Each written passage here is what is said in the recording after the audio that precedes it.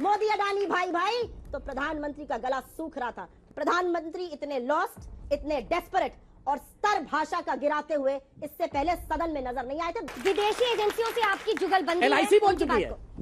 उनकी बात को आप यहाँ मैग्नीफाई करते हैं राजनीतिक फायदे के लिए, और दिमागी दिवालियापन पूरी भारतीय जनता पार्टी में दिख रहा है, तो उससे अछूते सुधांशु जी क्यों रहे? प्रधानमंत्री से लोग पूछ रहे हैं आपका रिश्ता क्या है, और प्रधानमंत्री मौनी बाबा बन जाएंगे। जवाब तो आपको देना पड़ेगा। राजस्थान और छत्तीसगढ़ की सरकार क्यों नहीं कॉन्ट्रैक्ट कैंसिल करती है अगर अडानी ऐसे ही भ्रष्टाचार में डूबे हुए हैं?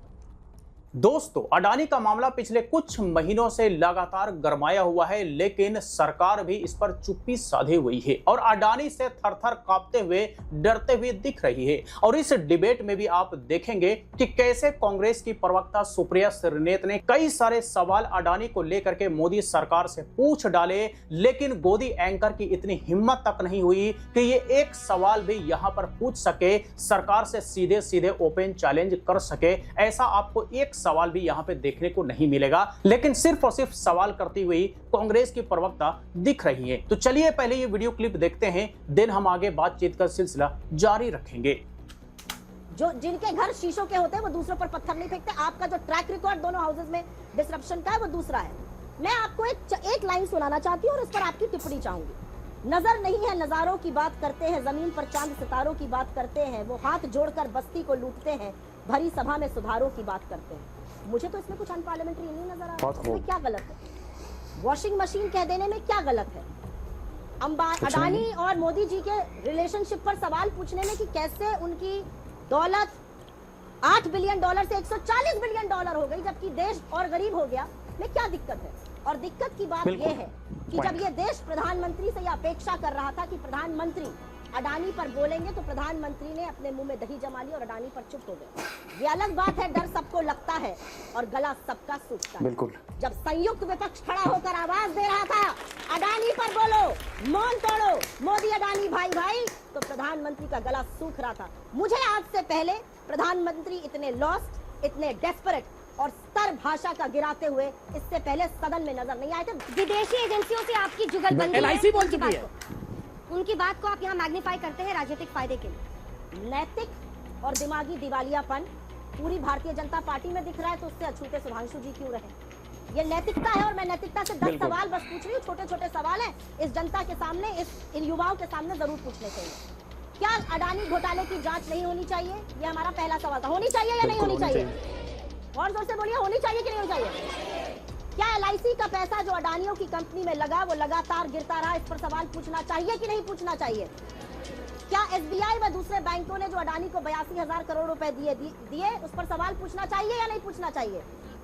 अरे बाप रे! क्या ये नहीं पूछना चाहिए कि शेयरों के 32% से ज्यादा गिर जाने के बावजूद LIC और SBI को नुकसान हुआ अडानी में, उसके बावजूद इन्होंने FPO में 525 करोड़ क्यों लगाए? ये हमारा सवाल था। हमारा सवाल था कि 1 लाख करोड़ नष्ट हो गए LIC और SBI के मिलाकर, इस पर सदन में चर्चा होनी चाहिए कि नहीं होनी चाहिए? कौन है LIC के लोग? 30 करोड़ लोग हिंदुस्तान में जो LIC की पॉलिसी खरीदते हैं। 45 करोड़ जो अकाउंट होल्डर्स है SBI के, वो गवर्नमेंट बैंक है। अगर पार्लियामेंट नहीं सवाल पूछेगा तो कौन पूछेगा? क्या यह पूछा जाना चाहिए कि नहीं चाहिए कि 8 बिलियन डॉलर से जिस व्यक्ति की आमदनी 140 बिलियन डॉलर हो गई, उसके बचाव में सारी सरकार उतरी पड़ी है, सांसद उतरे पड़े? अरे अपनी सरकार का बचाव करिए, अडानी के बचाव में कहां उतरे पड़े हैं प्रभु? क्या ये नहीं पूछा जाना चाहिए कि टोटल गैस ने अडानी की कंपनी में 50 बिलियन डॉलर निवेश करना था, उसका डिसीजन परसों आ गया, वो रोक दिया गया?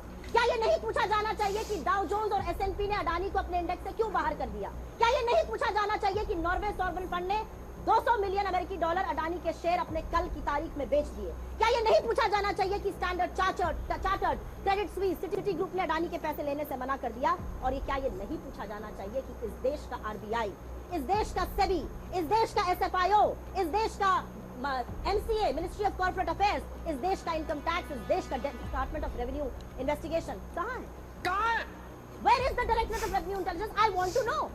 क्या ये बातें नहीं स्पष्ट होनी चाहिए कि अगर 16 लाख करोड़ मार्केट में डूबे, उसमें से 10 लाख करोड़ अडानी के थे, 6 लाख करोड़ तो छोटे निवेशकों के थे जिनका अडानी से कोई लेना देना नहीं? ये सवाल अगर सदन में चुने हुए सांसद नहीं पूछेंगे तो ये सवाल से बच के जा पाएंगे? प्रधानमंत्री से लोग पूछ रहे हैं आपका रिश्ता क्या है, और प्रधानमंत्री मौनी बाबा बन जाएंगे? जवाब तो आपको देना पड़ेगा। राजस्थान और छत्तीसगढ़ की सरकार क्यों नहीं कॉन्ट्रैक्ट कैंसिल करती है अगर अडानी ऐसे ही भ्रष्टाचार में डूबे हुए हैं? थोड़ा सा तथ्यों के साथ बात करनी चाहिए। हमारे टाइम में अडानी 609 नंबर से दुनिया के सबसे अमीर लोगों की सूची से उठकर दूसरे नंबर पर नहीं आ गए। वो जादू तो साहब आप ही ने किया 2014 से 2022 तक। क्या जादू था? 609 नंबर से सीधे नंबर 2 पर। वो तो नंबर 1 पर जाते जाते रह गए, रिपोर्ट आ गई और रेगुलेटर्स उस पर बैठ गए। श्रीलंका में साहब जाते हैं, वहां पर कह के आते हैं इलेक्ट्रिसिटी का कॉन्ट्रैक्ट अडानी को मिलेगा, और ये हम नहीं कह रहे, ये श्रीलंका का ऑफिशियल कह रहा है, जिसका भारत सरकार ने खंडन नहीं किया।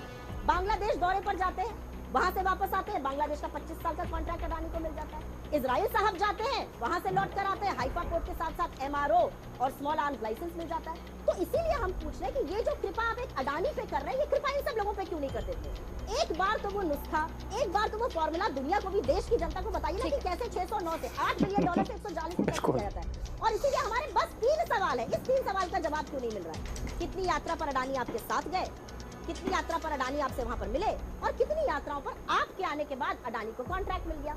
यही नहीं, अभी और सुनिए। एक सेकंड, पीएम ने ये भी कहा है कि 90 बार चुनी हुई सरकारों को कांग्रेस पार्टी ने गिराया था। आप कैसे फिर ऑटोक्रेसी का या अलोकतांत्रिक होने का आरोप? जी लगता था कि थोड़े पढ़े लिखे आदमी भाजपा में है, लेकिन जिस तरह की बातें कर रहे हैं, ये भी व्हाट्सएप और फेसबुक के खर्रे ही पढ़ के आए हुए लगते हैं मुझे। आप लंबी लंबी बड़ी बड़ी आंखें करिए, जलेबी बनाइए यहाँ पर, उससे मुझे कोई फर्क नहीं पड़ता है।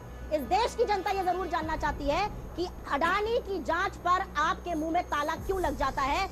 2 घंटे 40 मिनट की स्पीच देने वाले महानुभाव हमारे यशस्वी प्रधानमंत्री अडानी और चीन का नाम लेने पर क्यों घबराते हैं? और ये तो उनका ट्रैक रिकॉर्ड बताता है, ये तो मैं नया नहीं बोल रही हूँ। अडानी शब्द, एक शब्द ADANI बोलने में प्रधानमंत्री की क्या गला सूख गया, ये मैं जानना चाहती हूँ। क्या 90 बार चुनी हुई सरकार ये को सवाल कांग्रेस ने हमसे, गिराया। हाँ अच्छा, ये मैंने सुना था। एक और भी बड़ी गड़बड़ बात कही थी, उस पर भी बोलूंगी अभी। ये सवाल उन लोग वो कर रहे हैं जो कर्नाटक की, मध्य प्रदेश की, गोवा की चुनी हुई सरकार सिर्फ पैसे से नहीं, एजेंसीज को अपनी पालतू एजेंसी बना के गिराते हैं। नैतिकता की बात जब ये हमसे करते हैं तो 1 4 नहीं 5 उंगलियां इनकी तरफ घूम जाती है। आज की बात करें, अडानी पर जांच क्यों नहीं हो रही है, इस बात का जवाब भारतीय जनता पार्टी और इस देश के चुने हुए प्रधानमंत्री इसलिए दें क्योंकि प्रधानमंत्री मौन अपने रिश्ते पर नहीं रह सकते। तो दोस्तों, ये आपने यहाँ पर देखा, कई सारे सवाल कांग्रेस प्रवक्ता सुप्रिया श्रीनेत ने अडानी को लेकर के पूछे, लेकिन इनमें से एक सवाल का जवाब अब तक ना ही मोदी सरकार ने दिया है और ना ही इनमें से किसी एक सवाल को भी हमारे यहाँ के गोदी मीडिया के गोदी एंकरों ने रिपीट तक किया है। आपने यहाँ पर देखा, अंजना ओम कश्यप ने इनमें से एक सवाल को दोहराने की हिम्मत तक नहीं की कि भाई सरकार तक ये बात पहुंचाया जाए। लेकिन यही सारा कुछ कहीं ना कहीं ये साबित करता है कि ये सरकार के लिए काम करते हैं, ये सरकारी पत्रकार हैं। सरकारी पत्रकार कहिए या फिर चरण चुंबक कहिए, दोनों में कुछ ज्यादा फर्क नहीं है, क्योंकि ये लोग सरकार से सवाल नहीं पूछेंगे और जो सवाल पूछते हैं उसका सपोर्ट भी नहीं करेंगे। वैसे सवाल तो सरकार से ही होती है, चाहे जिस राज्य में रहा हो, चाहे केंद्र में रहा हो, जिस दौर में भी रहा हो, हर बार सवाल सरकार से ही पूछा गया है। तो आज सरकार से सवाल क्यों नहीं पूछा जाना चाहिए? अब इससे पहले के जितने सारे आप डिबेट देखेंगे, सारे सवाल विपक्ष से ही पूछे जाते हैं इनके द्वारा, लेकिन एक भी सवाल सत्ता से नहीं पूछे जाते। कहीं ना कहीं ये सारा कुछ ये प्रूव करता है कि ये सत्ता के लिए कितना चरण वंदना करती हैं, ये सत्ता के प्रति कितना वफादार हैं, या कहिए तो सत्ता के लिए ये सारा प्रोपेगेंडा करती रहती हैं, वो भी अपने डिबेट के नाम पर, और लोगों को मूर्ख बनाने का काम करती हैं